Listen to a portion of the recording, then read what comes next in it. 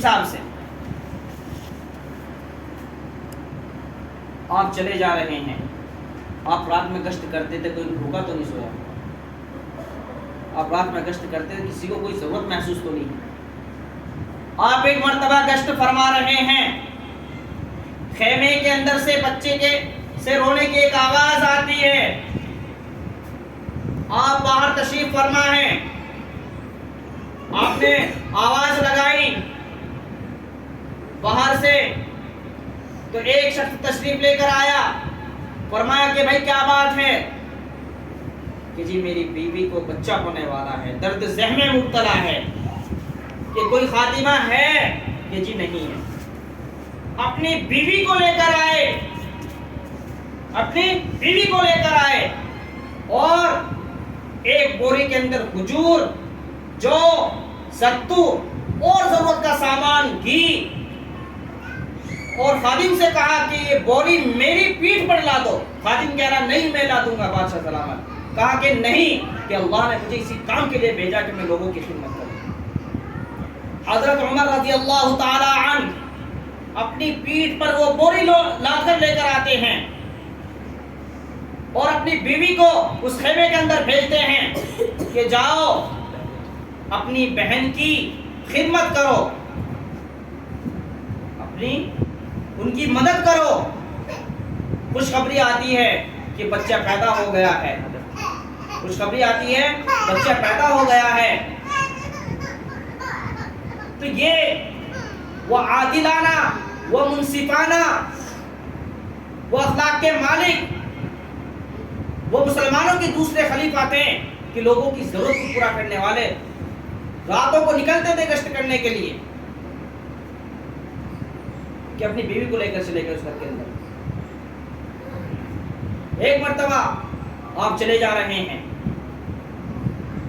ایک عورت ہے، بچے اس کے پاس رو رہے ہیں، ایک ہانڈی چولہے پر رکھ رکھی ہے، کھانے پینے کے لیے کوئی ساز و سامان نہیں ہے، ان بچوں کو بہلانے کے لیے اس عورت نے پانی کو اس میں ڈال رکھا ہے، پانی گرم کر رہی ہے۔ آپ پہنچتے ہیں کہ کیوں رو رہے ہیں؟ کہا کھانے کے لیے کوئی چیز نہیں ہے، پینے کے لیے کوئی چیز نہیں ہے، یہ بھوکے رو رہے ہیں۔ اچھا، اپنے آپ کو ملامت کرنے لگے کہ عمر تو ذلیل تھا، اللہ نے تجھے عزت دی اور اللہ نے تجھے حکومت دی، اور تیری رعایا بھوکی مر رہی ہے، تیری رعایا بھوکی مر رہی ہے۔ گھر پہ آتے ہیں،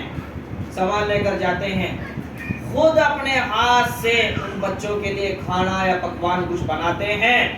اور تھوڑی دیر کے لیے پاس میں بیٹھ جاتے ہیں کہ ابھی میں نے ان بچوں کو روتے ہوئے دیکھا ہے، اب میں ان کو ہنستے ہوئے بھی دیکھنا چاہتا ہوں۔ آج جو وظیفہ ملتا ہے بچوں کو، وہ حضرت عمر رضی اللہ تعالی عنہ کا طے کردہ وظیفہ، کیونکہ عرب کے اندر ایک دستور تھا کہ جب بچہ دودھ پینا چھوڑ دے تو گورنمنٹ ان کو وظیفہ دیتی۔ بہت سارے بچوں کی زندگی ان کی ماں نے لی ہے، ان وظیفے کی خاطر ان کی جو مدت تھی دودھ پینے کی، جو 2 سال یا 2.5 سال کی جو دودھ پینے کی مدت تھی، پورا دودھ نہیں پلاتی تھی، بیچ میں ہی چھوڑ دیا کرتی تھی تاکہ سرکار سے وظیفہ جاری ہو جائے۔ ایک مرتبہ آپ تشریف لے جا رہے ہیں، بچے کے رونے کی آواز آتی ہے، آپ نے دستک دی، کہا کہ بچہ کیوں رو رہا ہے؟ آواز آتی ہے کہ جو مسلمانوں کے خلیفہ ہیں حضرت عمر رضی اللہ تعالی عنہ، وہ اس بچے کو وظیفہ دیتے ہیں جو دودھ چھوڑ دیتا ہے۔ آپ گھر تشریف لے گئے، مسجد نبوی میں پہنچتے ہیں، منبر پر کھڑے ہو کر یہ اعلان کرتے ہیں، پہلے اپنے آپ کو ملامت کرتے ہیں اور یہ حکم جاری فرماتے ہیں کہ آج سے ہی پیدا ہوتے ہی بچے کا وظیفہ جاری کر دیا جائے، اور آج تک جاری۔ بات بہت ہو چکی ہے، لگ بھگ 1 گھنٹہ ہونے والا ہے، بات ہوتی رہے گی۔ کہنے کا مقصد یہ ہے کہ دامن مصطفیٰ سے منسلک ہو جاؤ، اس کو مضبوطی سے تھام لو، انشاءاللہ کامیاب ہو جاؤ۔ میں اپنی بہنوں سے کہنا چاہتا ہوں، ارتداد کا زمانہ ہے، مرتد ہو رہی ہے، غیر محسوس طریقے سے ہمارا ایمان سلب ہو رہا ہے،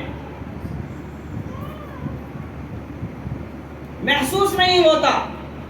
رگ رگ میں ہمارے شرک ہیں،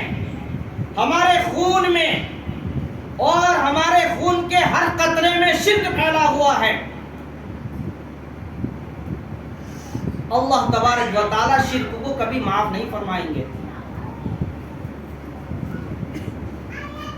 ہمارا جو خالق اور مالک ہے، رازق ہے، حاکم ہے،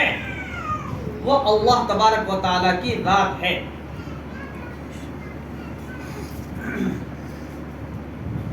سننے میں آتا ہے بہت ساری جگہوں سے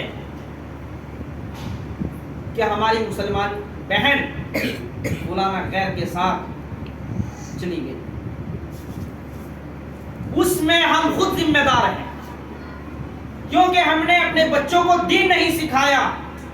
قرآن کریم کی تعلیمات سے ان کو مزین نہیں کیا، اللہ تبارک و تعالیٰ کی معرفت ان کو نہیں سکھائی، رسول اللہ صلی اللہ علیہ وسلم کی سیرت ان کو نہیں پڑھائی، ہم خود ذمہ دار ہیں۔ آج ہم اس نہج پر پہنچ چکے ہیں، سوچ وچار کرنے کے بعد ہم